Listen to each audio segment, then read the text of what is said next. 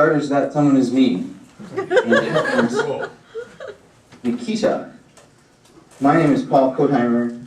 I'm talking to you from University High School in Urbana, Illinois. And with me is Nikita Dutta, who is a self-directed Salinger scholar. I'm going to point the camera at her as she takes a seat and says hello. I'm going to start by talking a little bit about my life as a poet who sings, I think. I think that's what I am. I'm a poet who sings. Yeah. And I also work in a library, because that pays better. As I'm sure you can imagine.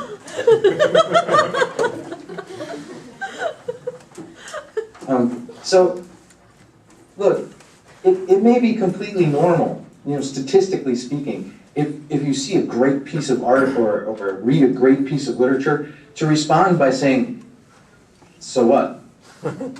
Or, I don't get it. Or, what's for dinner? But fortunately, some of us are not completely normal that way. Some of us respond to art with this weird brain impulse that's like Cookie Monster. You just go, nom, nom, want more art. And I'm one of those people, and I think I'm happier for it. And I hope that maybe some of you will choose to be that kind of people too. Sometimes the impulse is to go out and find more art, get more, collect more. And sometimes the goal is to make more. We just gotta keep doing it. So Nikita, my colleague of the day, who's a senior at Uni High here in Urbana, responded to the work of J.D. Salinger. I assume it was Catcher in the Rye that got you started. She's nodding yes. And Catcher in the Rye is the book that you all are reading, right? Yes. Right. So great. So juniors, be supportive. You read it, nod, smile. You have 2 classes here. And the juniors are doing a Jewish American Lit class, so we figured close enough and you sounded cool.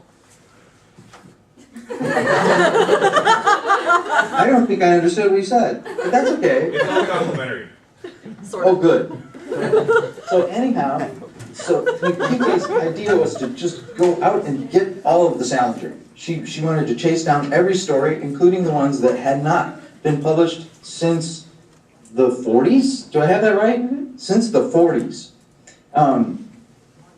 So she's going to speak a little bit after me, but I'm going to do a quick little presentation.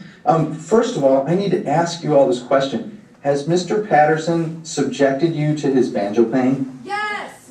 No. Yes? Yes. No. Okay, that's a mixed response. Yeah.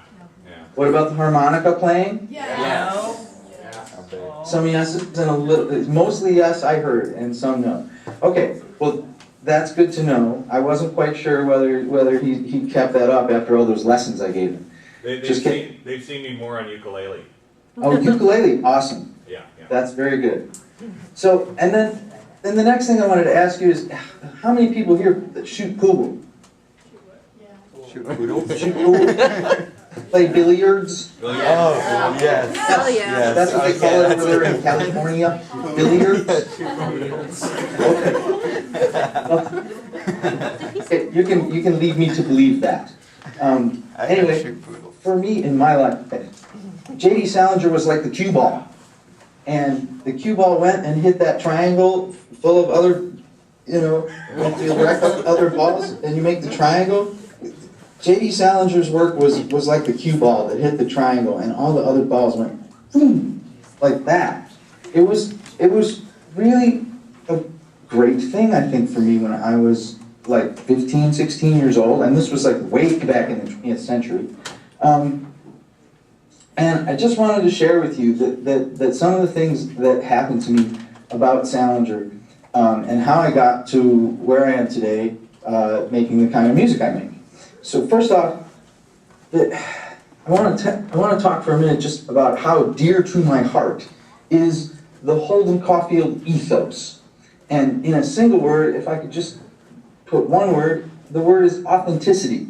Because when Holden Caufield is always talking about how things are phony, and he rejects things that are phony, what's the opposite of phony? The opposite of phony is authentic. And so I really appreciate the authenticity that Holden Caufield sort of demanded of the world, mostly the human world, right? Because, I mean, nature was as authentic as it could be all by itself. It was New York City and all those weird people that were messing up with his teenage brain that had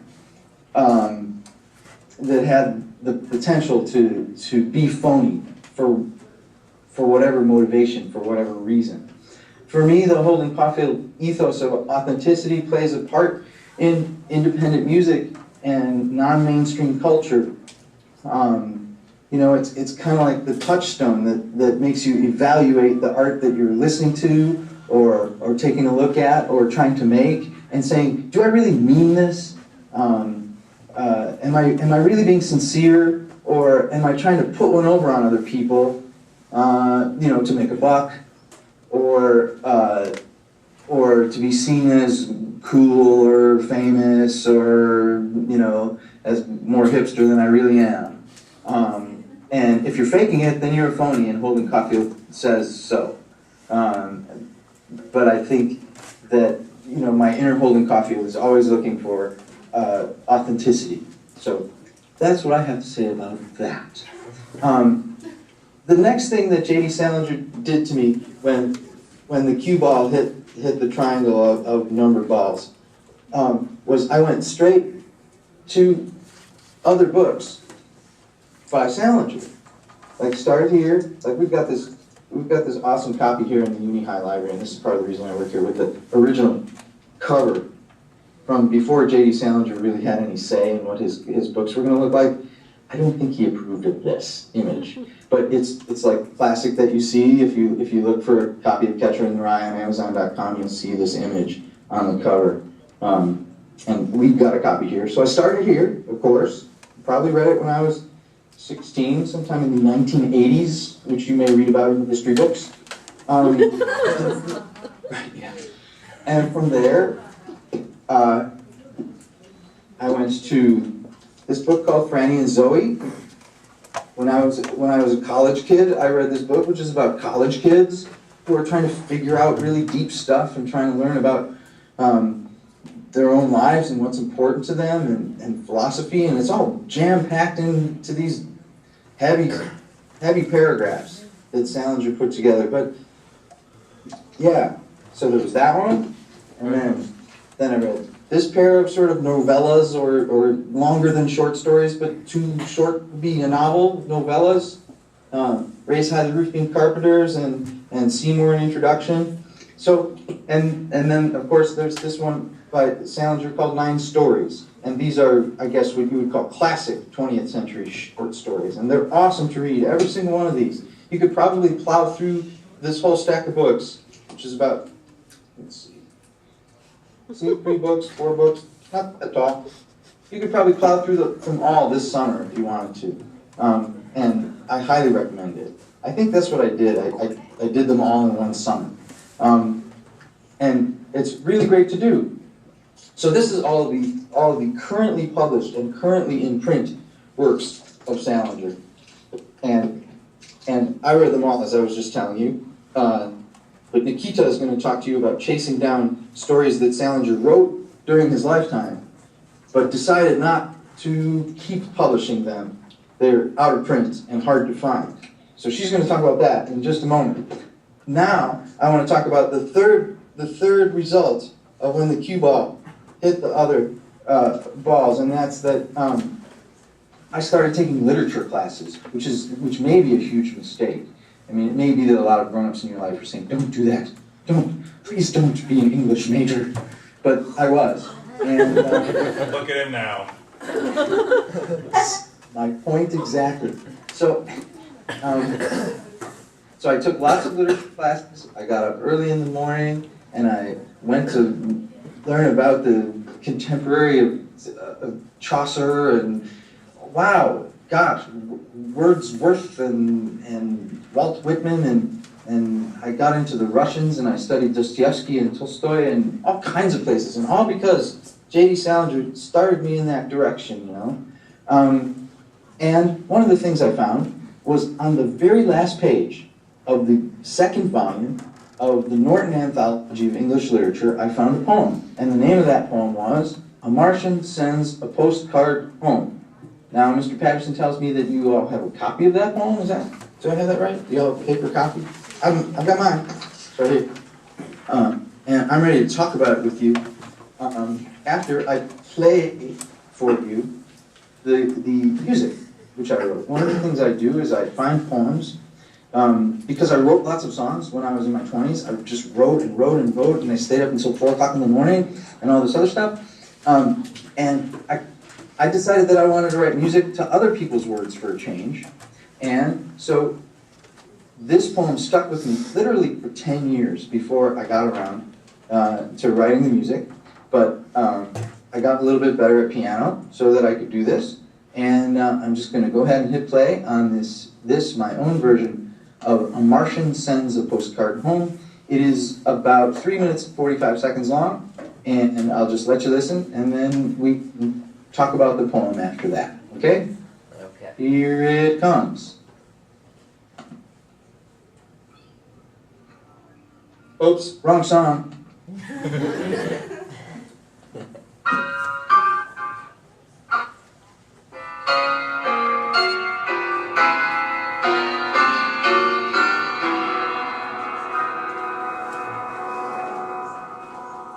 Accents are mechanical birds with many wings, and some are treasured for their markings. They cause the eyes to melt or the body to shriek without pain. I have never seen one fly, but sometimes they perch on a hand. This one?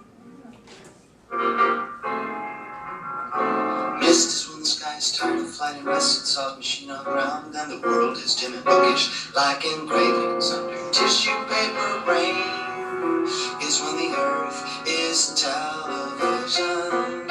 It has the property of making colors darker. Model T is a room with a lock inside. A key is turned. We free the world for movement so quick. There is a film to watch for anything missed, but time is tied to the wrist, or kept in a box ticking with impatience.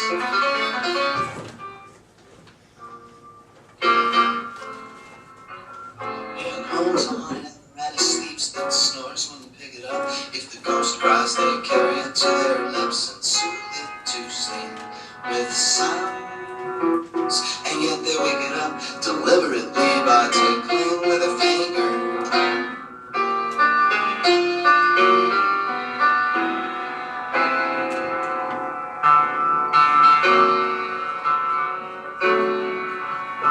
Only the young are allowed to suffer openly. Adults go to a punishment room with water. They lock the doors and suffer the noises alone. No one is exempt, and everyone's pain has a different smell.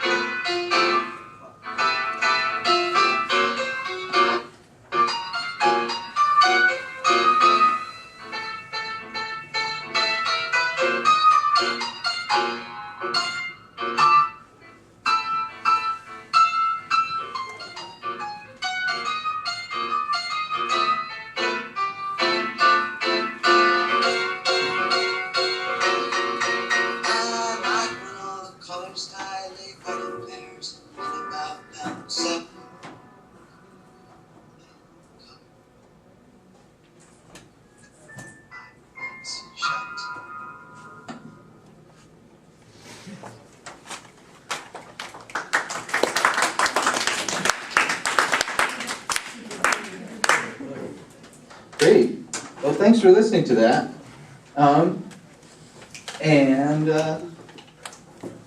So yeah, that was me on piano and vocal, and I wrote that tune. And my next question for all of you out there in California is, have you seen this new app called Draw Something? Yeah? It's kind of like Pictionary, right? Uh-huh. Yes? Yes. Right. Well, I think of Craig Raine's Martian Sends, a Postcard Home as kind of like the Draw Something app, or like Pictionary, but with words. You have to guess what's going on. It's like Trivial Pursuit, only it's non-trivial. Is that, are you with me? Yeah. Yeah. Yeah? So let's play a guessing game. What's he talking about? So like stanzas 1 and 2.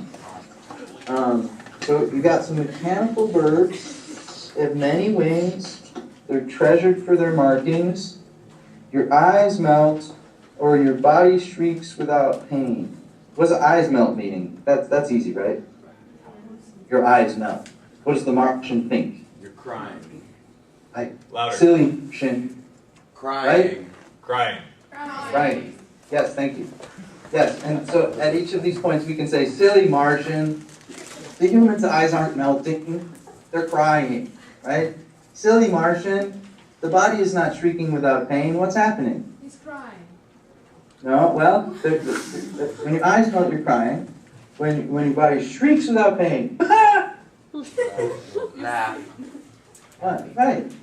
So, okay, so we got that one nailed down. Stanza 2, it makes you laugh or it makes you cry, right? And then the mechanical birds are treasured for their markings. Anybody have a guess what a caxton is? That's the noun at the beginning of the stanza, right? What's a caxton?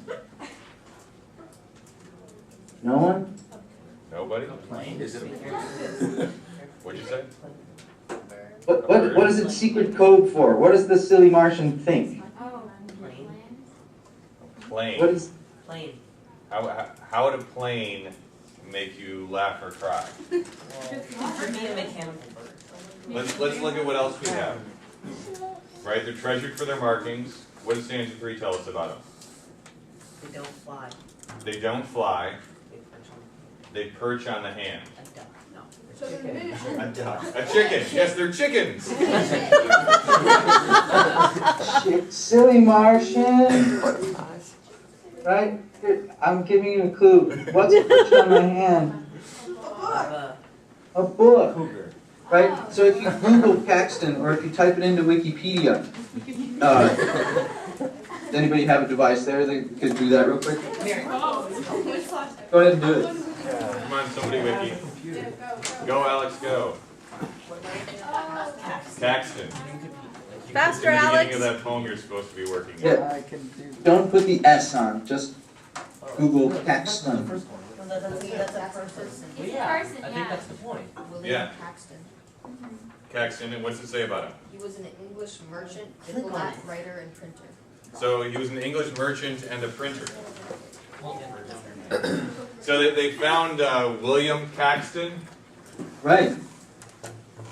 who was a printer. Yeah, right, sure. If you scroll through the entries about Caxton, you'll see that everywhere he's known as England's first printer of books.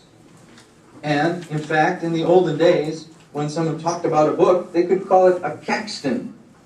Like, you people know who Gutenberg was? First printing press kind of guy? Yes? Yes. Yes. Gutenberg, the first printing press. It's sort of like calling a book a Gutenberg, because who made the book? See what I'm saying? Yeah. So that's what's going on in stanzas 1 through 3. It's a Silly Martian game. So the Silly Martian is eavesdropping on humanity, right? Says Yes. Yes. yes? Is it making some more sense? Yes. How am I doing, Mr. Patterson? Am I You're doing really good. They're being a little shy, which I don't understand, but it's interesting. I was afraid you wouldn't be able to hear them for all that they're talking, but I guess not so much. Yeah, There was a couple of them that when they got to the end of the poem, The room about the the young are allowed to suffer openly. Adults go to a punishment room. I know Jed had some theories about the punishment room. Yeah, we'll get there, won't we? Yeah. Anybody need to go to the punishment room right now? Okay, I think you people are honing in on what the Silly Martian thinks there. All right, so the next few, thank you. The next few stanzas, they're not really guessing game stanzas. They're more just like Silly Martian stanzas, right? Mist is when the sky is tired of flight. Silly Martian. And yet, when you hear it, you know, written like that, it's not just Silly Martian. It's not just silly. There's something to that. Like maybe it's beautiful. Anybody? Is anybody with me on this? I'm with you. All right. So, what about Model T?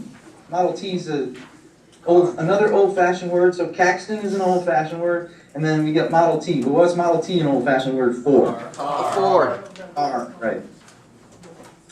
So the Model T is, and listen how the Silly Martian misinterpreted. Inside, right? You turn the key and you make the world go. Wait a minute, Silly Martian, again. It's not the world that's going, it's the car that's going down the road, right? Yes.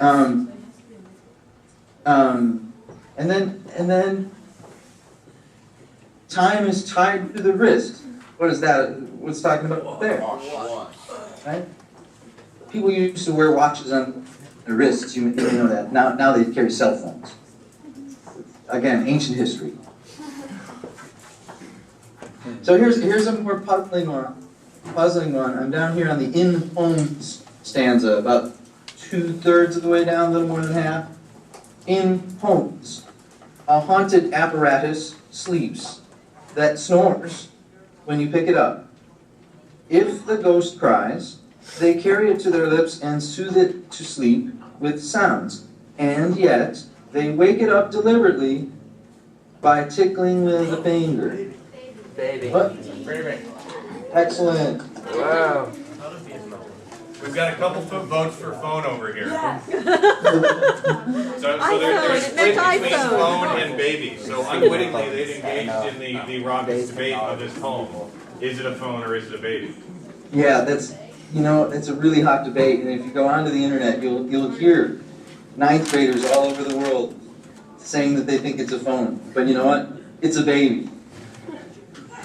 Just kidding. You can believe it's a phone if you want, and you can argue for phone vigorously in a 5-page double-spaced explication of the poem, if you so choose. And I'm sure Mr. Patterson would give you extra credit for that. You could title it, "A Martian Sends a Postcard Home, It's a Phone."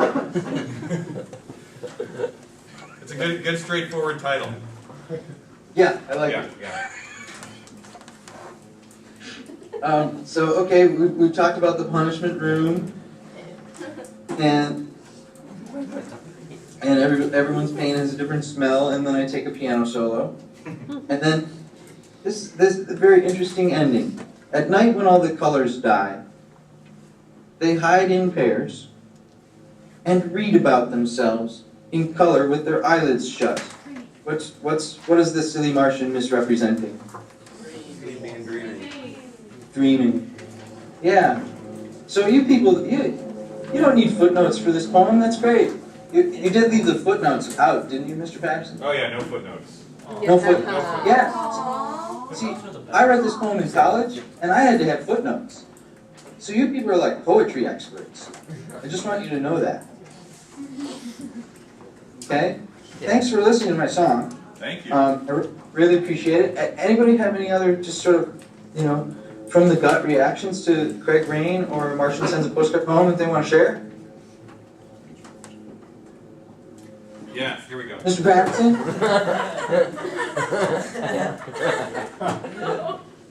Let's see, can we get it lined up here? There we go. What is that? Okay. Lenore drew a Martian. That's great. He looks a lot like the Krabby Patty guy on SpongeBob, but that's cool. No, Plankton. Yeah, he looks like Plankton. He's actually from a chunk bucket.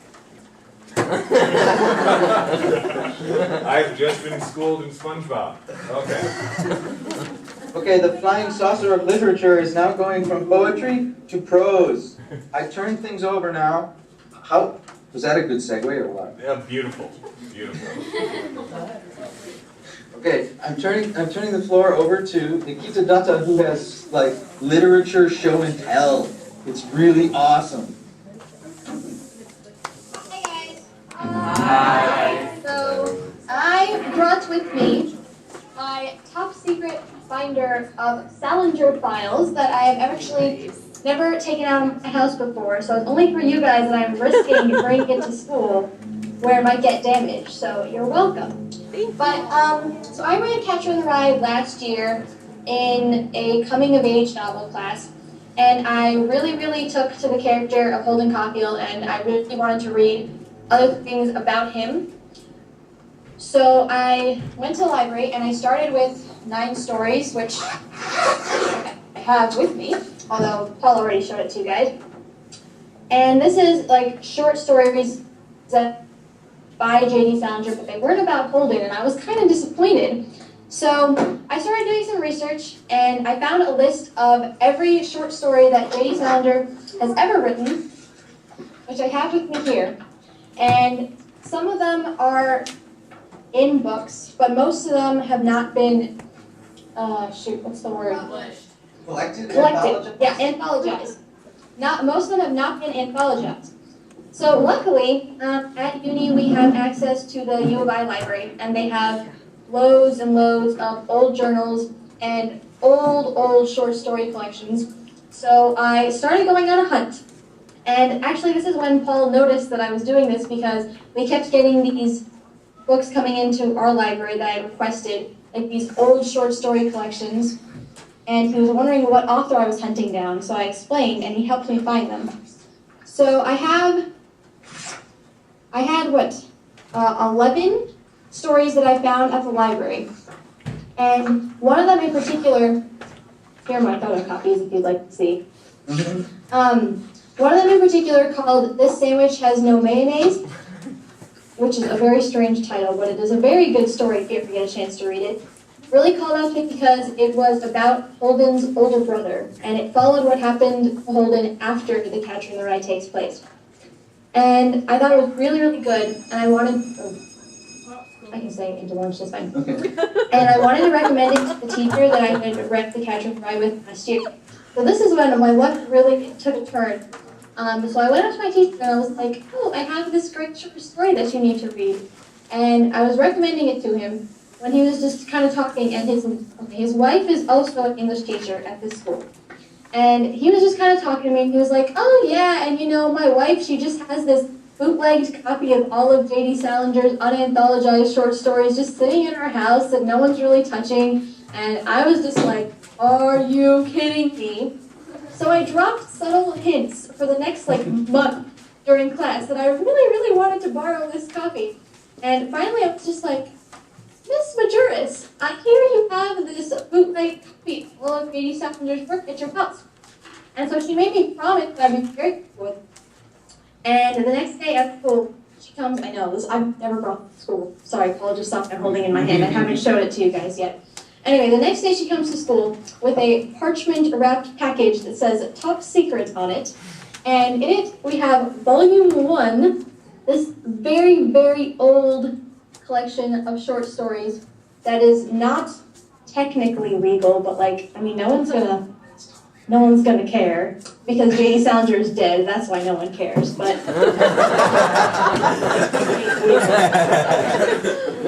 However, there are 2 volumes, and they contain all, I think it's 21 of his published but unanthologized short stories. And so this was just major jackpot. And so now, I'm still not done with my hunt, because he has, let's see, you can see the bottom of this list that is not crossed out. These are unpublished short stories, and I know where they are, but I have not yet been able to get to them because they are in the Princeton Library, and you have to go under supervision of a librarian without any phones or pencils, papers, anything like that, and you have to go and you have to read them while the librarian is watching you. So that is my next plan, but I have not done that yet. Wow. And I'll let you know when I do if I can. But at any rate, my favorite so far, besides this sandwich has no mayonnaise, Both Parties Concerned, if you can ever get a chance to read that, is a really, really good short story. It's about just a husband and wife who have no relation to the Caufields at all, but it's just, I don't know, I really, really liked it, and I would highly recommend it. And that is my story. If you have any questions, otherwise I'll let you ogle at this for a little while longer, because it's just my prized possession. That's so cool. Do any of you have questions? Wait, why is it illegal to own the copy? Because it's violating many levels of copyright. Because, okay, so Jamie Salinger was very, very reclusive, and he was very adamant about not having his short stories collected and not having certain stories published. And, like, on the one hand, I respect that because I think it's like he writes for himself and he doesn't want to get it polluted by, like, I don't know, making money off it and just becoming a sellout. So, like, that is cool for him. However, I still, like, I need to read them. Like, it's not really an option. So, given that he, I don't know, it is, I'm sure he's rolling over in his grave. But, anyway, despite my oodles of respect for him. So that is why it's illegal. Other questions? Well, thank you very much for sharing that with us. Very cool.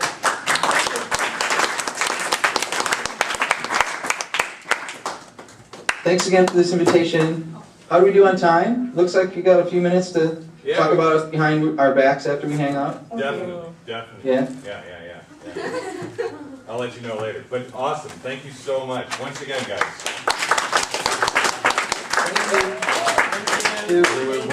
Paul's over here. Everybody over here. We were not in the view the whole time. That was insanely cool. Thanks. Thanks so much for coming over and sharing that with us, guys. I Shall we hope head you out enjoyed your way? yourselves. Yeah, well. How do you know each other? Hey, juniors, go.